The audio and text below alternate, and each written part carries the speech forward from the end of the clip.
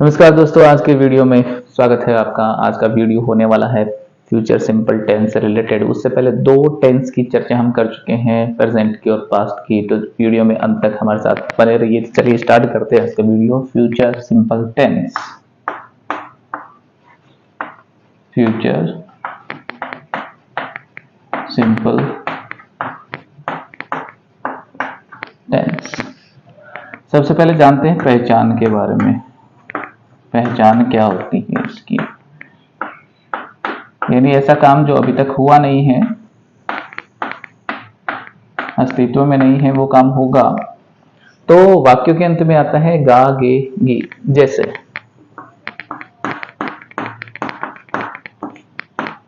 Ram will go to Jaipur. मतलब राम जयपुर जाएगा, यानी अभी वो जयपुर नहीं गया है, जयपुर जाएगा। तो इस प्रकार जो होता है वो पहचान होती है। हिंदी वाक्य के अंत में क्या आता है? गा गे गी आता है ना। हो गई पहचान। अब उसके बारे में बात करेंगे हम कि यहाँ सहायक क्रिया क्या होने वाली है, हेल्पिंग वर्ब क्या होने वाली है। देखिएगा, सहायक क्रिया हेल्पिंग वर्ब एक तो है विल, एक है शैल। आई और वी के साथ तो हम यूज करेंगे शैल का। और उसके अलावा जो बच गए, जैसे यू है, ही है, शी है, इट है, किसी का नाम है, उनके साथ हम यूज करेंगे विल का। लेकिन जो जनरल अपन पढ़ते हैं वहां पे ये पढ़ते हैं आई और वी के साथ शैल का यूज करते हैं, और यू ही सी इट किसी का नाम हो तो वहां पे अपन विल का यूज करते हैं। तो ये बात अपने को ध्यान में रखनी है।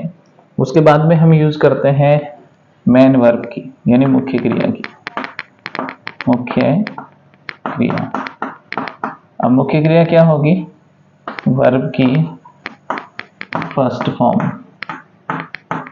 वर्ब की फर्स्ट फॉर्म ये हो गई यहाँ पे, यानी सब्जेक्ट की अपन ने बात कर ली है, मुख्य क्रिया की बात कर ली है, सहायक क्रिया की बात कर ली और पहचान की अपन ने बातें कर ली। और यहाँ पे अब बात करेंगे एडवर्बियल्स कौन कौन से हैं जो इस टेंस में ज्यादा आते हैं। जैसे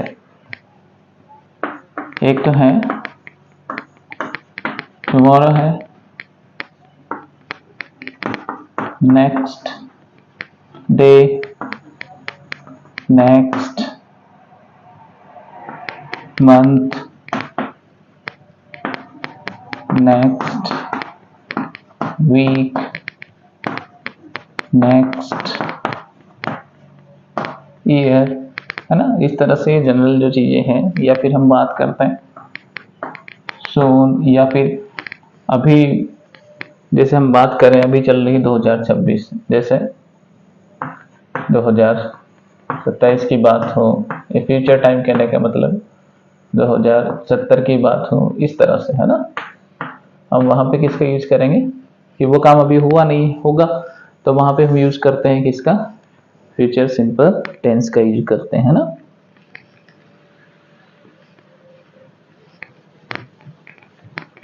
अब पढ़ते हैं साधारण वाक्य, अफर्मेटिव सेंटेंस।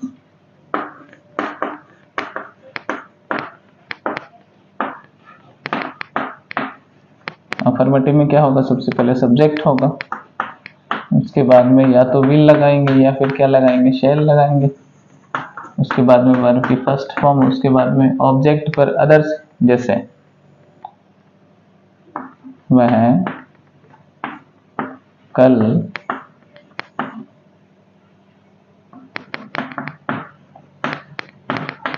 अजमेर जाएगा। वह कल अजमेर जाएगा, तो क्या हो जाएगा? ही के साथ विल, है ना, अभी पढ़ा था। फिर फर्स्ट फॉर्म जाने की अंग्रेजी गो, फर्स्ट फॉर्म हो गई ही विल गो, कहां पे? टू अजमेर। एडवर्ब है टुमारो,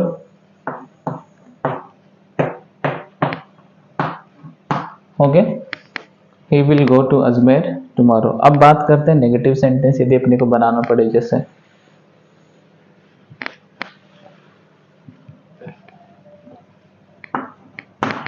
वे एक कहानी, वे कहानियां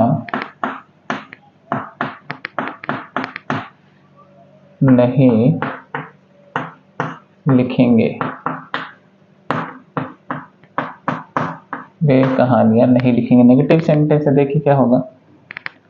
सबसे पहले वही सब्जेक्ट लिखना है, सब्जेक्ट क्या हो जाएगा, वे की अंग्रेजी क्या होगी, दे के साथ क्या आएगा, विल, क्या आएगा, विल। नेगेटिव सेंटेंस इसलिए क्या लग जाएगा, नॉट, दे विल नॉट। और लिखने की अंग्रेजी क्या होती है, राइट होती है, WRITE, है ना। They will not right. कहानी तो क्या हो जाएगी, प्लूरल है तो स्टोरीज हो जाएगा। हो गया। स्ट्रक्चर क्या बना है, सब्जेक्ट रहने वाला है, विल शेल रहने वाला है, और उसके साथ में अपन क्या लगा देंगे, नॉट लगा देंगे, है ना। फिर वही फर्स्ट फॉर्म और फिर वही ऑब्जेक्ट या अदर्स अपन लिख देंगे। तो ये इस तरह से अफर्मेटिव है। यहाँ पे अफर्मेटिव में यदि विल और शेल के बाद में नोट लगा देंगे तो अफर्मेटिव चेंज हो जाएगा, किसमें, नेगेटिव सेंस। यहाँ पे नेगेटिव सेंटेंस हो जाएगा ये, है ना, नोट आ गया ना। अब बात करते हैं इसकी इंटरोगेटिव सेंटेंस की, है ना। जैसे क्या वह मुझे, क्या वह मुझे पीटेगा, क्या वह मुझे पीटेगा। अब यदि क्या शुरू में आता है तो विल और शेल अपन लगाएंगे, तो यहाँ पे ही है तो क्या आ जाएगा, विल, फिर ही, पीटने की अंग्रेजी beat, will he beat me, ठीक है, विल ही बीट मी, क्या वह मुझे पीटेगा। अब ये होता, वह मुझे क्यों पीटेगा। तो क्या हो जाता, वाही सबसे पहले लिखते अपन, तो क्या हो जाता, why will he beat me. Interrogative का स्ट्रक्चर है, सबसे पहले यदि क्या लिखा जाता है तो वहां पे विल और शेल में से अपन लिखेंगे, उसके बाद में सब्जेक्ट लिखेंगे, मेन वर्ब की फर्स्ट फॉर्म, फिर ऑब्जेक्ट आ जाएगा, लास्ट में अपने को क्वेश्चन मार्क लगाना है। और यदि WH वर्ड बीच में आता है, WH वर्ड यहाँ लिखेंगे, उसके बाद में विल और शेल में से साइड पे लिखी जाएगी, फिर सब्जेक्ट लिखा जाएगा, फिर मेन वर्ब की फर्स्ट फॉर्म लिखी जाएगी, फिर ऑब्जेक्ट यहाँ पे आ जाएगा, है ना। जैसे एक और सेंटेंस लेते हैं,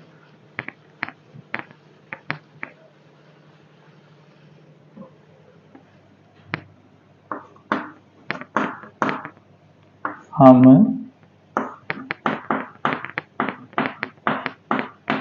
अंग्रेजी कब पढ़ेंगे, हम अंग्रेजी कब पढ़ेंगे, है ना। कब आ गया, कब को क्या बोलते हैं, वहेन बोलते हैं, तो यहाँ पे क्या लिख लेंगे, वहेन। हम है, वी और वी के साथ सेल आएगा, तो क्या हो जाएगा, वहेन शैल वी, वहेन शैल वी, है ना, वहेन शैल वी। क्या पढ़ने को क्या बोलते हैं, रीड। ये मेन वर्ब आ गई, फर्स्ट फॉर्म हो गई। आगे क्या है, अंग्रेजी है, अंग्रेजी को क्या बोलेंगे, English. When shall we read English, हम अंग्रेजी कब पढ़ेंगे। आई और वी के साथ शैल का अपने को यूज करना है, तो क्या हो जाएगा, वहेन शैल वी रीड इंग्लिश, है ना। हो गया इंट्रोगेटिव सेंटेंस। अब एक कंडीशनल सेंटेंस है, वो अपने को ध्यान रखना है ना।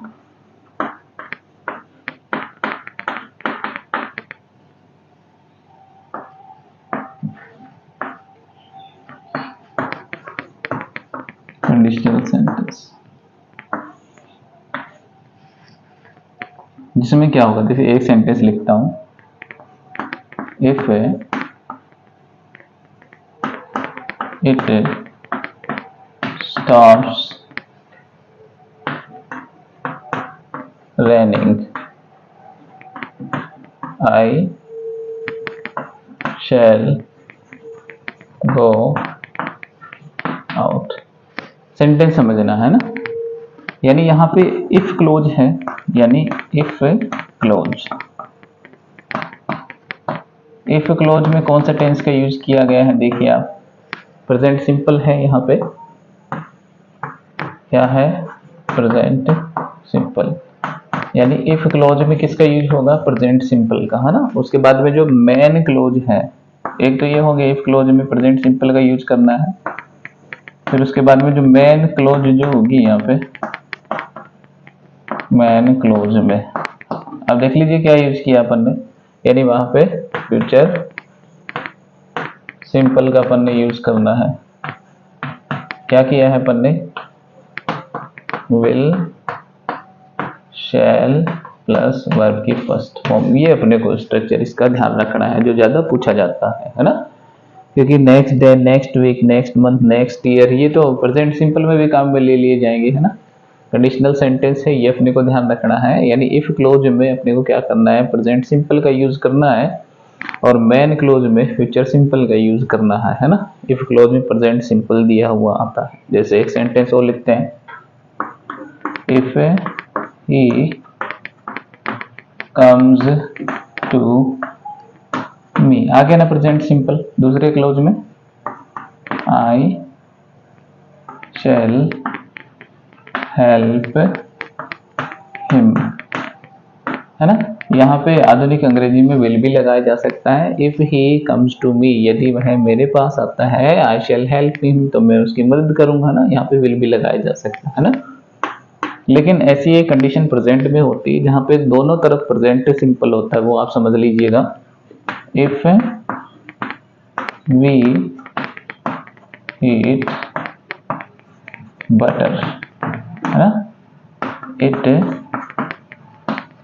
मेल्ट्स, ये आप समझ लेना। यहाँ पे प्रेजेंट सिंपल का यूज हुआ, या तो वर्ब की फर्स्ट फॉर्म आती है, या फिर एस या एस आता है ना। लेकिन ये जो सेंटेंस है, ये है साइंटिफिक फैक्ट को बताता है ना। यदि हम बटर को हीट करते हैं, गर्म करते हैं, तो यह पिघल जाता है, तो बिल्कुल सही है, दोनों तरफ इसलिए प्रेजेंट होगा, ये आप ध्यान रखेंगे कंडीशनल सेंटेंस में, है ना। तो आज हमने चर्चा की है फ्यूचर सिंपल टेंस की। उसके बाद में अगला जो वीडियो होगा वो होगा फ्यूचर कंटिन्यूस से रिलेटेड। उम्मीद करते हैं आपको ये वीडियो अच्छा लगा होगा। वीडियो अच्छा लगा है तो आप लाइक, शेयर और सब्सक्राइब कर सकते हैं, साथ ही अपनी राय भी दे सकते हैं।